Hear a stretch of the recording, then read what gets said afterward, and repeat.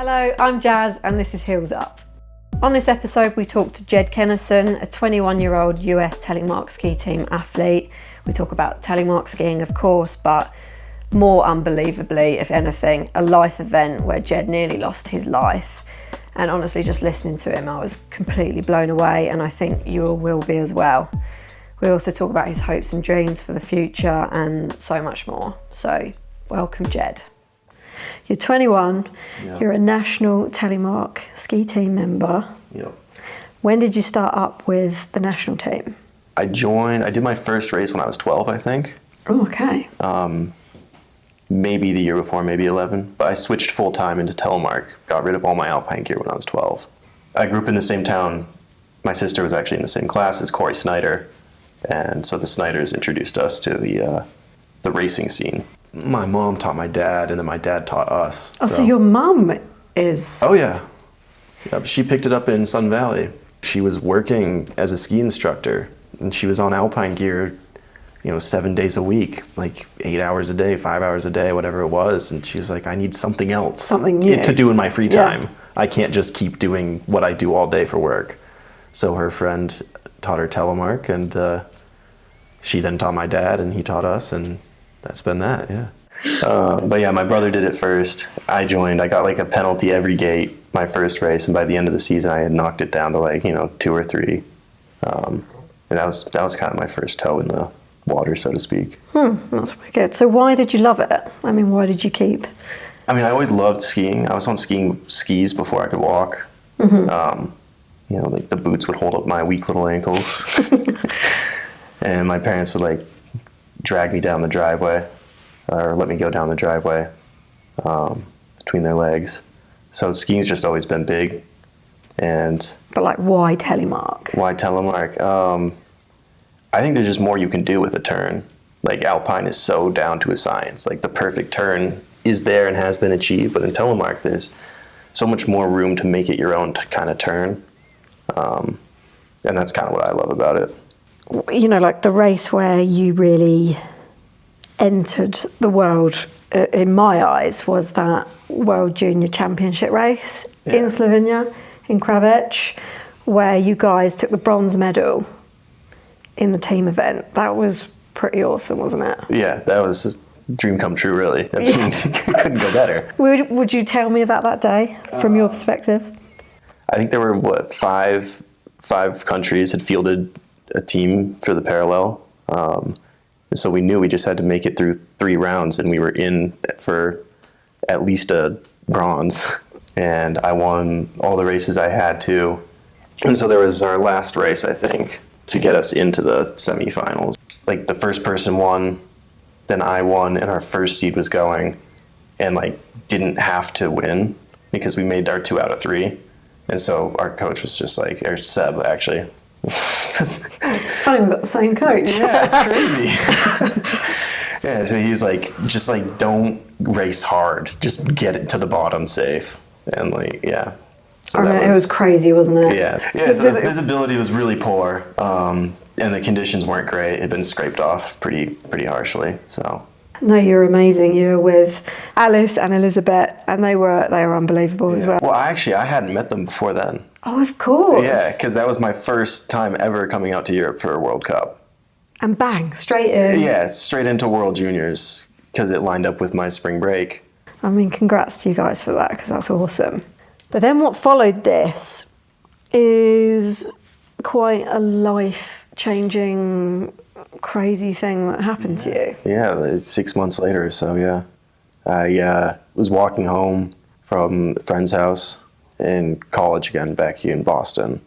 And walking home, told him I got to go finish a lab report. I was going to go to my dorm and then go to the library. Never made it to my dorm. Still not sure exactly what happened. Probably got hit by a car.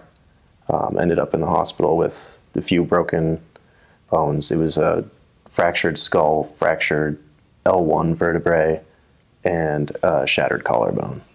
That is insane. Yeah. And there's like kind of a few different theories of what happened to you that night. Yeah. What's the most probable? You mentioned the car. Yeah, that's the most likely based on the types of injuries I had. especially the way my back broke. It happens a lot when you're struck from behind. And then the way my head was cracked is usually a tumble and fall, like downstairs. But if I was hit with enough speed from a car, I could have tumbled on pavement there and cracked it. Because there's a lot of micro fractures, not so much like one big crack. Yeah. And you have absolutely no memory. Zero, yeah. It actually took months for any memory of like the week leading up to it even to come back. And now I'm able to pick out details from earlier that night, but it stops about maybe 4 to 5 hours before the accident. And I mean, they actually, during your recovery process, they took... I mean, are you happy to talk about this? Yeah. I think it's the coolest part, actually, yeah. Of course you do. Yeah. They took, like about a third of my skull out on the right. It's hemicraniectomy. It was for aggressive decompression was the term. My brain was swelling from the injuries. So they took your skull away to let your brain swell safely, as it were. Yeah, so that because otherwise, had it been contained within the skull, it would have swelled shut around my brainstem, and then that would have shut off all the signals and, in effect, just killed me. So they took out the skull, let the brain it didn't ooze out the side, but it had room to expand out that side. And then, I lived without like a third of my skull for a few months. You still don't have oh no, you do now. Yeah, I mean, I have a prosthetic in now, yeah. What's it made out of? It's high tensile strength plastic. Oh, that's right. Oh my goodness. So it was, I think, 3D printed or cast. I'm not sure. I'm a bit stumped as to know what to say. That is insane. Yeah. And so it's attached with some titanium, kind of like, like butterfly bandages, kind of that shape, just across. One's one half attached to my skull, one half attached to the prosthetic. But do you have feeling when you touch your own? Oh yeah, because the scalp is intact. They just would cut basically a big question mark here, and then fold it open forward. Actually, they would fold it this way so that they could access the skull, and then remove that. That is crazy. And it was never technically brain surgery, I believe, because the fascia they didn't cut through the fascia between the brain and the skull. There's a layer of fat. I saw some pictures where you're wearing kind of like this headgear, I guess, to protect. Oh, just a helmet, yeah. Were you awake and conscious when you had this part of your head missing? Oh, yeah. Yep. I walked around. I went to like the rehab hospital I was in for a few weeks. I was there walking around doing PT, OT. That's unbelievable. I also still had it's called I think a TLOS, a thoracic lumbar orthostasis brace. I called it my turtle shell because it would just clamp around so I couldn't bend, twist, or, otherwise move my back too severely. What did the doctors expect for you? They said a good gauge for brain injuries is how they present, like when they come in is often how they come out. And I was apparently walking and talking in the ER. My favorite story that came out of that was I tried to pull my IVs out and walk out under the... I insisted that I had to get my lab report done. That lab report that I had originally... on the way to the library to do. Of course, So apparently I had pulled my IVs out and told them I'm on my way out. Like, you can't hold me. I gotta do this. But yeah, that's just typical brain injury patient stuff. The not really realizing what's going how on. Serious your life is actually in balance in a way. Yeah. Was there a point where maybe you wouldn't have survived? Was it touch and go for a minute, or? Yeah, definitely. Those first, I imagine, I don't know how long, but it was absolutely touch and go. The nurse they assigned to my case in the ICU was the one that they assigned to all, like, the most critical patients when they present, like the most high risk. It was very touch and go at first. So they basically, at a point, they didn't know if you'd survive. Yeah. Let alone walk and talk again, let alone ski again. Yeah. And now you're back competing on the World Cup. Yeah. That's incredible, isn't it? Yeah, it's what I love. It was one of the first things I asked my neurosurgeon actually was like, when will I ski again? It was pretty much the first question I had. And he's like, actually, yeah, maybe because you won't. Well, he really just didn't have an answer, because most people he sees for this type of injury, for broken back and broken skull, is geriatric patients, much older patients, not young World Cup athletes. Yeah. So he didn't really have an answer for me. But he said, yeah, in a year or two, you could be on skis again. And sure enough, in a year I was. And then, so that was last season. I took it just training, a whole bunch of training. I think I went to one local race, didn't do great. And yeah, then made my comeback this year to the World Cup circuit.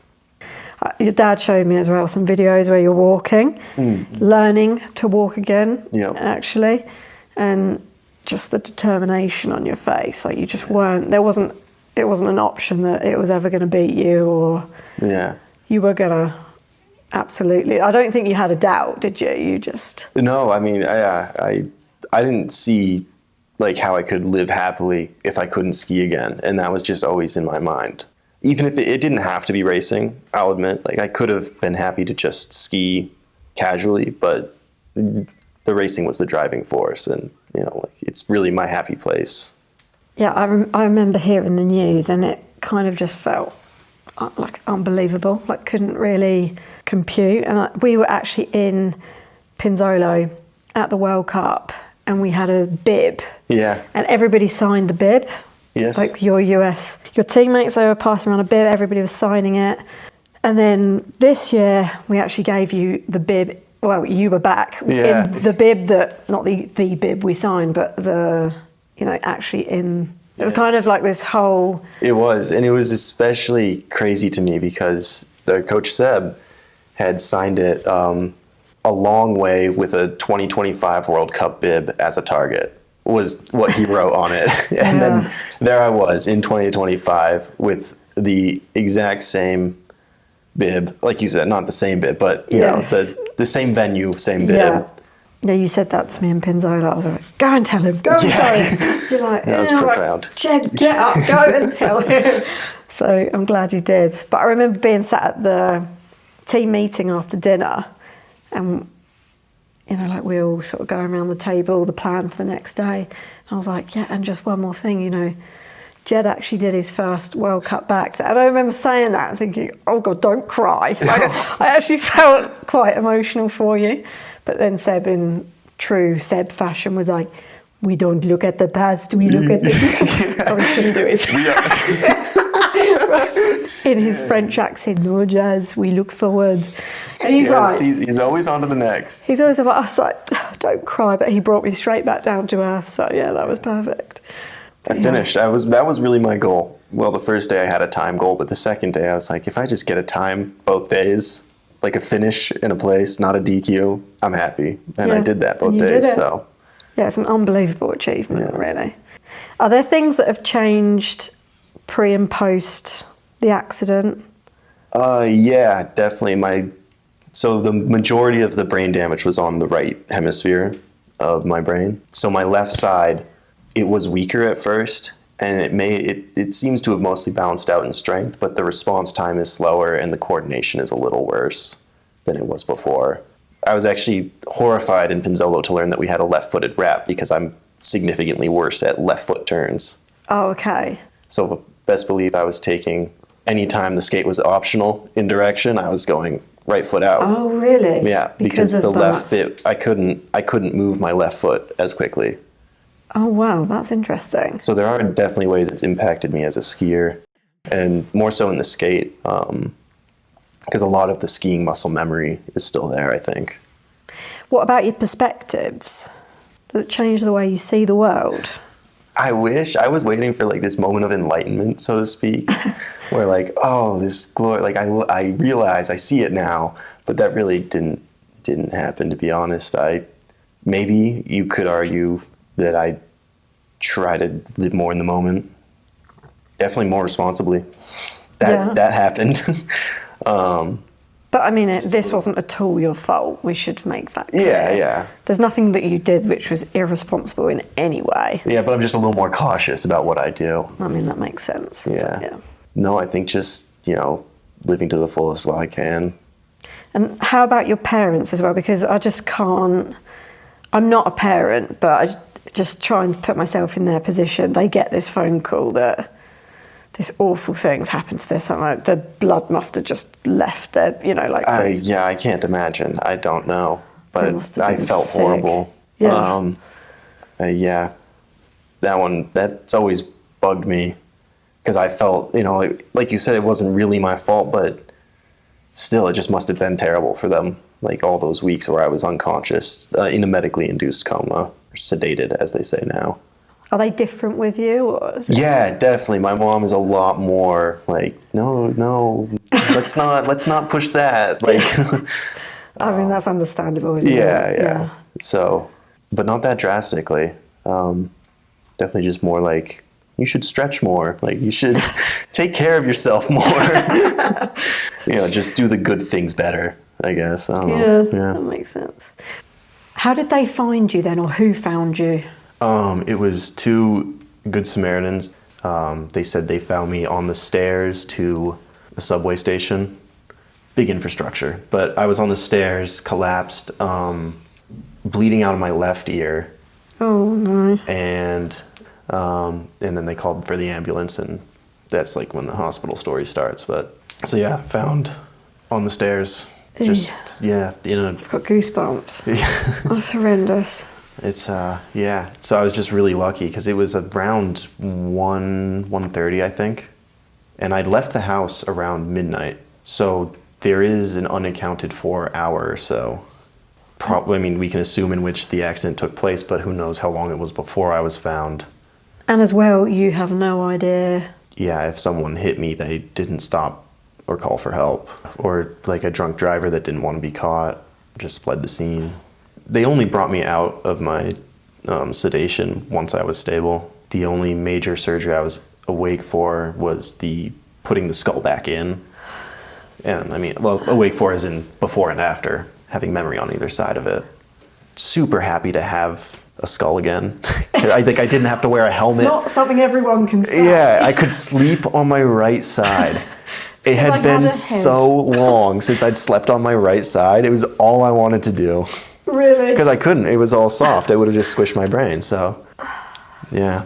I'm kind of in shock. And I have to say, I woke up, I was irate because I looked in the mirror and I couldn't wrap my head around the fact that, it was swollen and that this wasn't what it was going to look like forever. But I was so mad because it was so lopsided. And I was like, this is the head I'm stuck with forever? Really? And they've been promising me, they're like, we scanned the other side of your head and we printed that out so it's going to be perfectly symmetrical. No one's symmetrical though. Yeah. So actually you're kind of the special one for being symmetrical. Exactly. So it does go, it's a little flatter on this side. You can see this kind of goes in, this kind of doesn't. To be honest, I really can't see any difference. Okay, well, you can see my hairline. This pulls forward. Okay. There. Okay. See that? Yes. It doesn't do that on this side. But to be honest, my face is also wonky. So I could literally do what you just did, but I've not had my head missing. So now I'm very happy with it. I think it looks great.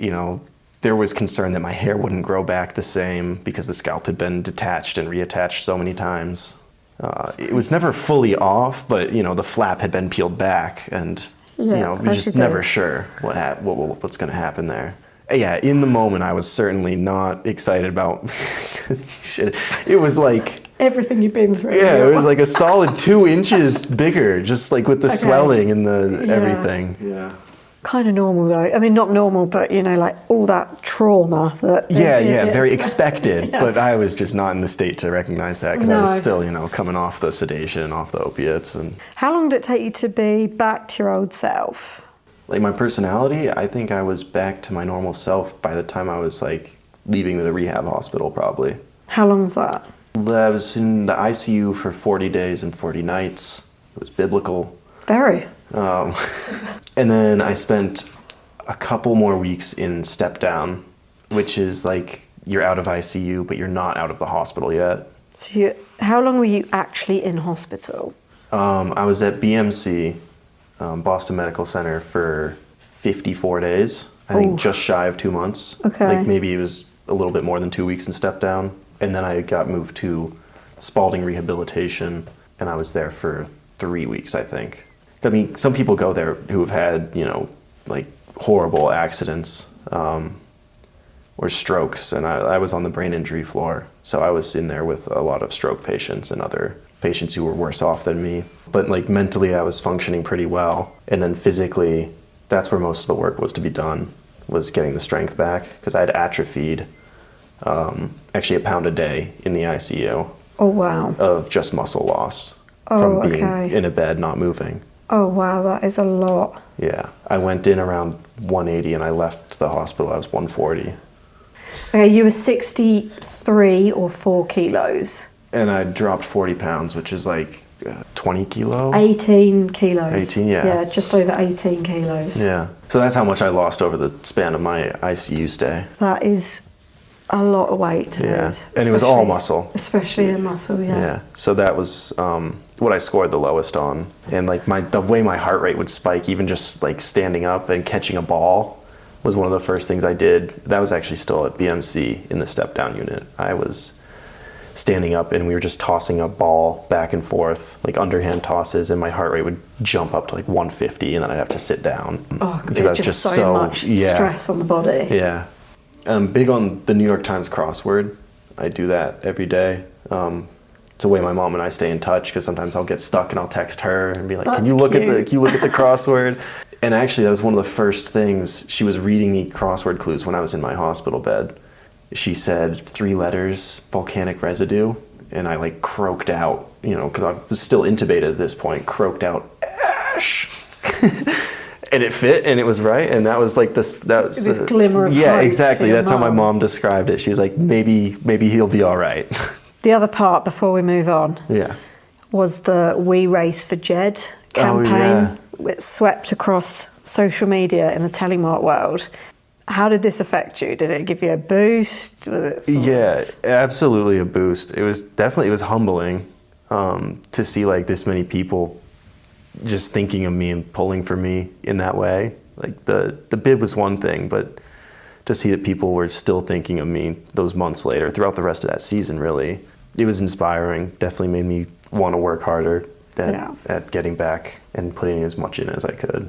I think people really empathised with your story, so thank you for sharing it as well. Yeah. It's not probably an easy thing to talk about, but yeah. What would you like to talk about? Because we don't know, we've not covered any of your life. Oh, my life? You're at uni, you're studying... Yeah, I'm studying physics and music. Music, I like music, and actually you have contributed the music to this podcast, so thank you very much for that, Jed. Yeah, it was a joy. I'm glad I could work on it. Very good of you, thank you so much for that. Who is your biggest inspiration then? It had to have been Corey. I mean, that's a good or answer. my brother.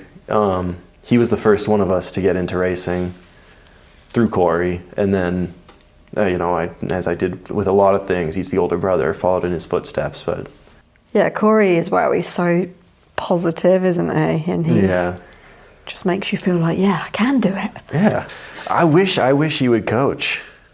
I mean, he did. He kind of coached Maxi for that season. He did coach a bit the Austrian He's really team. Austrian now. What in Corey was inspiring to you? I'll put it the way his dad did. He was never the kid that went skiing for the hot cocoa.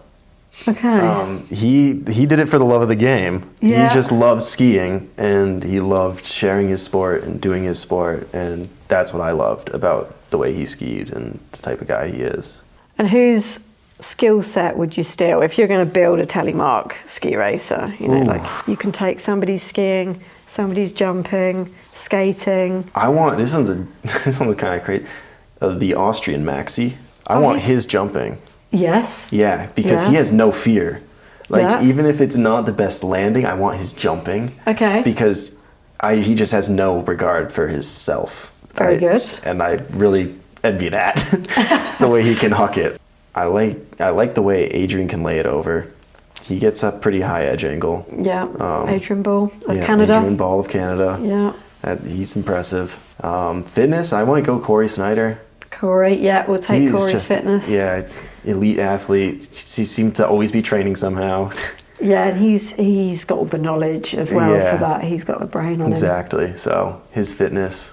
Imagine your skating technique and strength with this proportion. I'd take that as well. Who's mental? Who's focus?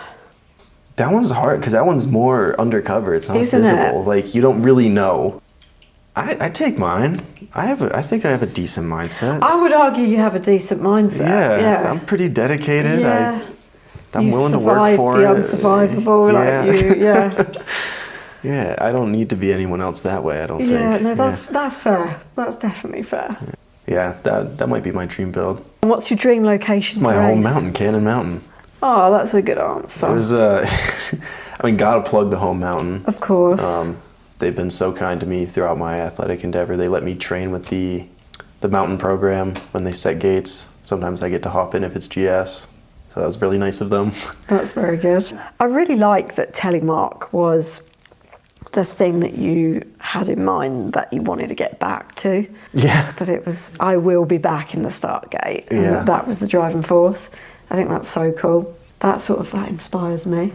Don't know how you feel about that. That's fair, actually, yeah. Yeah. I agree with that. I'm like, yes. And that day in Pinzolo, I go back to that, but I had a day that I wasn't super proud of. Mm-hmm. But then I just thought of you, and I thought, I need to get a grip. I need to get a grip. Look what. And then look what happened next day. I know. So you inspired. God damn it, Jed. That was going to be my day. Just go and talk to Jed the night before, and you'll be fine.